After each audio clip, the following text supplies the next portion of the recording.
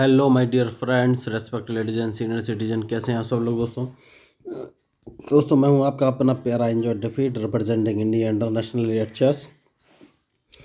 तो आज मैं फिर ऑनलाइन मैच लेकर आया हूं दोस्तों। आज मुझे जो ओपोनेंट मिले इनका नाम है टाइगर बाबू, 1531 इनके अंक हैं, ये नेपाल के हैं। तो इन्होंने अपना मूव चल दिया दोस्तों, मैं भी अपना मूव चल देता हूँ। एक काम करता हूँ, जो ग्रीन कलर का टिक आपको दिखाई दे रहा है, जो मेरे पौन है E7 पर, उसको उठाकर E6 पर रख देता हूँ। तो टाइम बाउंडेड मैच है दोस्तों, वो भी ह्यूमन है, मैं भी ह्यूमन हूँ।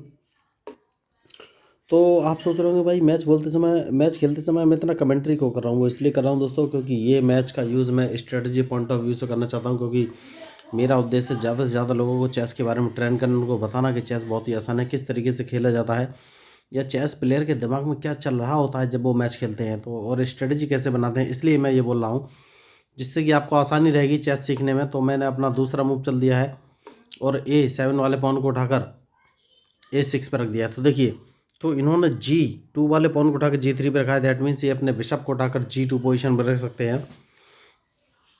तो सबसे पहले मैं काम करूंगा, मैं अपने B7 वाले पॉन को उठाकर B5 पर रखूंगा, क्योंकि अगर इन्होंने अपने बिशप को उठाकर G2 पर रखा तो मैं अपने बिशप को उठाकर B7 पोजीशन पर रख दूंगा। देखिए, तो जैसा कि मैं कह रहा था, उन्होंने अपना बिशप ही रखा है, तो मैं भी जैसा कि मैंने आपसे बोला था, मैं अपने बिशप को B7 पोजीशन पर रख दूंगा। मैंने रख दिया है। अब देखना ये कौन सा मूव चलेंगे। तो देखिए, मैच की स्ट्रेटजी इसी तरीके से बनाई जाती है दोस्तों। तो अब मुझे एक काम करना है, और वो काम ये, सबसे पहले इन्होंने अपना B2 वाला पॉन उठाकर B3 पोजीशन रखा है। दैट मीन्स ये अपने बिशप को C1 पोजीशन से उठाकर B2 पोजीशन पर रखना चाहते हैं। तो दोस्तों मैं अपने न्यूवर्स को बता देना चाहता हूँ, C1 C2 B1 B2 है क्या। तो ब्लैक कलर के नीचे जो ABCDEFGH लिखा हुआ दिखाई दे रहा है दोस्तों, ये कॉलम को रिप्रेजेंट करता है। कॉलम में नीचे से ऊपर जाते हुए स्क्वायर, और लेफ्ट हैंड साइड में जहाँ आपको ग्रीन कलर का टिक दिखाई दे रहा है, वहाँ से ब्लैक से वाइट से ब्लैक की तरफ 1 2 3 4 5 6 7 8 लिखा हुआ दिखाई दे रहा है दोस्तों, ये रॉ को रिप्रेजेंट करता है। रॉ मीन्स लेफ्ट से राइट की तरफ जाते हुए स्क्वायर। तो जहाँ पर ये रॉ और कॉलम एक दूसरे को काटते हैं, वो स्क्वायर को रिप्रेजेंट करते हैं। जैसा कि अभी आपको मेरा नाइट दिखाई दे रहा है, ये G कॉलम की 8 रो में, तो उसे G8 पोजीशन बोली जाएगी, और मैं उसको उठाकर F कॉलम की 6 रो में रख दूंगा, तो उसको F6 पोजीशन बोली जाएगी। और इससे संबंधित चेस के बेसिक रूल्स और मूव से संबंधित एक वीडियो है, जो कि मैंने basic rules of chess 1, basic rules of chess 2, basic rules of chess 3, basic rules of chess 4 नाम से 4 वीडियो बना के इस मैच के डिस्क्रिप्शन बॉक्स में डाले हुए हैं। तो उन वीडियो को आप एक बार जरूर देख लीजिए, क्योंकि मैंने वहाँ बहुत ही बेसिक लैंग्वेज में चेस के सारे रूल्स और मूव समझाने का ट्राई किया है। क्योंकि जब मैं लोगों से बात करता हूँ तो मुझे पता चलता है, बहुत सारे लोगों को ये भी नहीं पता होता है कि भाई चेस बोर्ड कैसे सेटअप करना है, या चेस पीस कैसे सेटअप करना है, या किंग या क्वीन की पोजीशन क्या होती है, या फिर चेकमेट क्या होती है, कितने प्रकार की होती है, किस तरीके से दी जाती है, ड्रॉ की क्या कंडीशन होती है, कितने प्रकार की होती है, किस तरीके से दी जाती है, कैसे बचा जाता है, या फिर एन पासेंट रूल या पॉन प्रमोशन रूल क्या चीज़ होते हैं। तो बहुत सारे लोगों को ये भी नहीं पता होता है। तो इसलिए मैंने बेसिक रूल्स ऑफ चेस नाम के 4 वीडियो बनाए हैं। मैं गारंटी के साथ बोलता हूँ, उतने ईजी लैंग्वेज आपने कभी कोई वीडियो नहीं देखे होंगे। तो आप उन चारों वीडियो को एक बार देख लेंगे तो आपको चेस के सारे रूल्स और मूव क्लियर हो जाएंगे, इस बात की पक्की गारंटी है। तो उसके बाद कम से कम आप अच्छे मूव तो चल ही सकते हैं, क्योंकि अच्छा मैच आप तभी खेलेंगे जब आप प्रैक्टिस करेंगे। और कोई अगर आपको बोलता है कि भाई इतने पैसे दीजिए, उतने पैसे दीजिए और चेस का बैच ज्वाइन कर लीजिए, तो कुछ ज़रूरत नहीं है। आपको सिर्फ एक काम करना है, सिर्फ मेरा यूट्यूब चैनल सब्सक्राइब करके ज्वाइन कर लीजिए, और मैं फ्री ऑफ कॉस्ट आपको चेस खेलना सिखा दूंगा। तो अब मैं अपना मूव चल देता हूँ। देखिए, इन्होंने अपना क्वीन E2 पोजीशन पर रखा है, तो हाल फिलहाल में मुझे कोई रॉस नहीं है। मैं एक काम करता हूँ, मैं अपने नाइट को उठाकर C6 पोजीशन पर रख लेता हूँ, क्योंकि देखिए होशियार खिलाड़ी तो है। तो मेरा टारगेट हो गया है अभी D4 वाला पॉन। तो अब ये बिशप को जरूर, ओके, तो D4 वाला पॉन तो मेरे टारगेट पर था, लेकिन अब मुझे कौन सा मूव चलना है ये सोच लेना है। मैं एक काम करता हूँ, मैं अपने नाइट को उठाकर D4 पोजीशन पर रख दूंगा। देखिए, मुझे थोड़ा सोचना पड़ेगा। ठीक है, नाइट को अगर D4 पर रखूँगा तो नहीं, D4 पर नहीं रखूँगा, मैं नाइट को उठाकर E7 पोजीशन पर रखूँगा। देखिए दोस्तों, तो मैंने E7 पे नाइट को इसलिए रखा है दोस्तों, क्योंकि अगर इन्होंने अपने पॉन से मेरे पॉन को मारा तो ओके, इन्होंने मार दिया है, तो सबसे पहले मैं इस पॉन को मार दूंगा। आप देखना ये कौन सा मूव चलेंगे। तो मैच इंटरेस्टिंग है, बहुत बढ़िया। तो सबसे पहले मुझे एक काम करना है, और वो काम ये है कि भाई अपने बिशप को उठाकर इस पोजीशन पर रख दें। ओ सॉरी, क्वीन को उठाकर इस पोजीशन पर रख दूं क्या। देखिए मुझे थोड़ा सोचना तो पड़ेगा ही।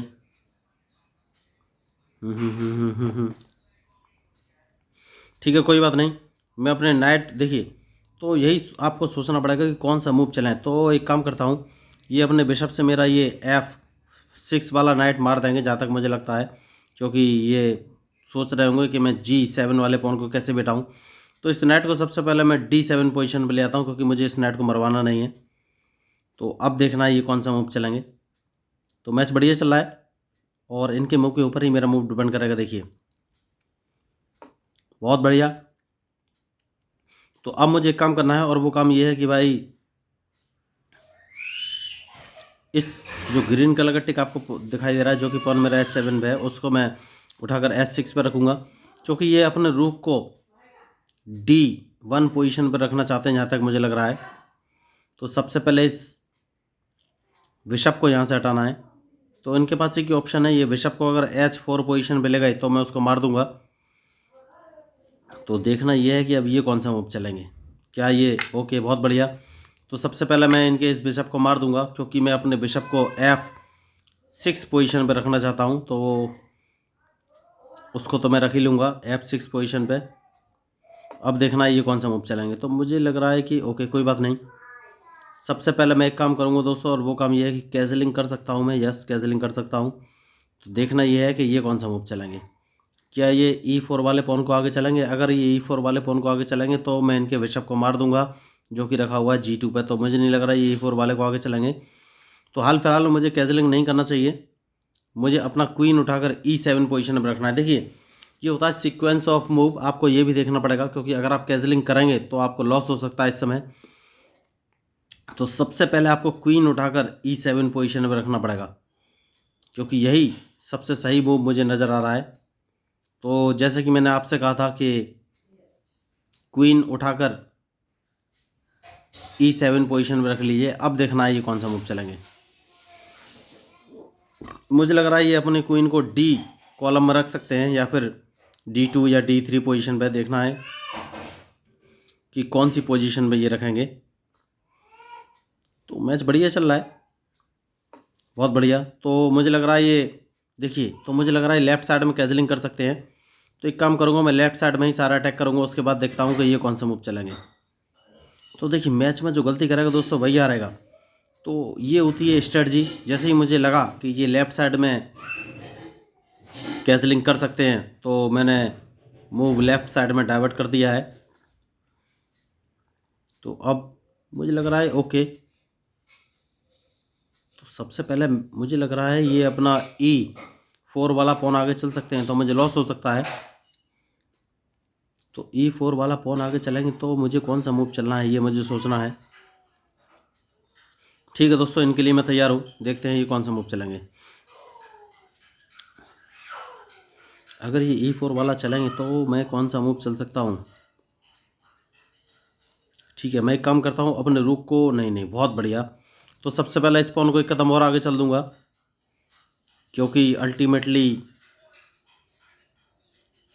मेरा टारगेट लेफ्ट साइड से अटैक करने का है, मैंने पहले ही बोला है।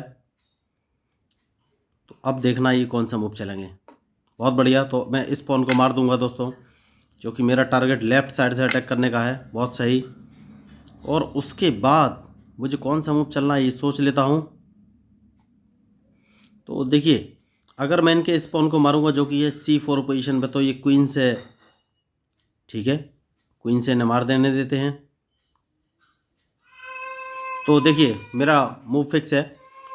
तो जैसे ही मैं इसको मारूंगा, ये अपने क्वीन से मारेंगे, ये बात 100% फिक्स है। नहीं, इन्होंने नाइट से मारा है, कोई बात नहीं। तो अब सबसे पहले एक काम कर सकते हैं, और वो काम ये है कि भाई इनको एक चेक दे देते हैं दोस्तों। बहुत ही बढ़िया चेक मुझे समझ में आ रही है इस समय, बहुत बढ़िया। इनको अब एक चेक और देंगे दोस्तों, बहुत ही शानदार चेक समझ में आ रही है मुझे। अब देखेंगे ये कौन सा मूव चलेंगे। देखिए मैच में जो गलती करेगा दोस्तों वही हारेगा। तो अब देखना ये कौन सा मूव चलेंगे।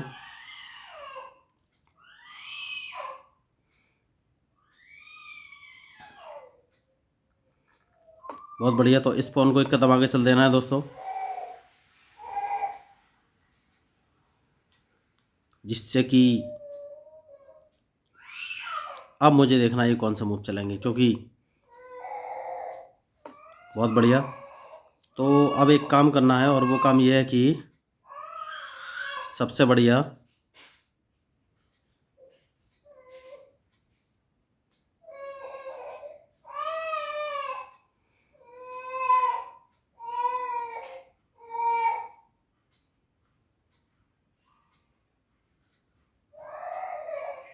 सोचना पड़ेगा। देखिए मुझे थोड़ा सा लग रहा है कि मैं फंस गया हूँ, या तो मेरा बिशप मारा जाएगा या मेरा नाइट। तो मुझे कौन सा मूव चलना है ये सोच लेना है। ठीक है दोस्तों, मैं एक काम करता हूँ और अपने रूक को इस पोजीशन पर रख लेता हूँ, क्योंकि यही एक मूव मुझे अभी समझ में आ रहा है हाल फिलहाल में। तो उसके बाद मैं इस बिशप को मारूंगा। तो अब मुझे देखना ये कौन सा मूव चलेंगे, क्योंकि ये मुझे सोच रहे होंगे कि अपने नाइट से अगर चेक देना चाहेंगे तो क्या कर सकते हैं। ये कोई बात नहीं, देखते हैं ये कौन सा मूव चलेंगे। बहुत बढ़िया। तो सबसे पहले मैं देखिए इसको मार दूंगा दोस्तों, क्योंकि सबसे सही मूव मुझे यही नज़र आ रहा है। तो अगर इन्होंने मुझे चेक दिया तो ये क्वीन को मारने की कोशिश करें, कोई बात नहीं, मैं उसके लिए तैयार हूँ। तो अब मुझे देखना है ये कौन सा मूव चलेंगे। देखिए मैच में जो गलती करेगा दोस्तों वही हारेगा। तो सबसे पहले मैं इनको चेक देना चाहूँगा दोस्तों, बहुत ही ज़रूरी है चेक देना इस समय। बहुत सही। तो जैसे कि मैंने आपको बोला था कि इनको चेक देना चाहूँगा, मैंने चेक दे दिया है।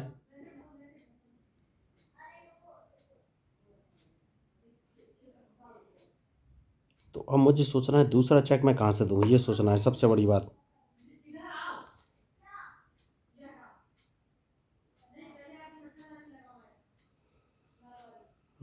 क्या इस नाइट को मार देना चाहिए? यस, मार देना चाहिए। अब देखना ये कौन सा मूव चलेंगे, क्योंकि इसके बाद मैं कैजलिंग करने वाला हूँ दोस्तों। कैजलिंग करना बहुत ही ज़रूरी है इस समय, क्योंकि इनको अगर फंसाना है तो कैजलिंग तो करना ही पड़ेगा। तो बहुत ही सोच समझ के मूव चलना पड़ेगा। कैजलिंग कर लेते हैं इस समय, सबसे सही मूव कैजलिंग का ही है दोस्तों। अब देखना ये कौन सा मूव चलेंगे।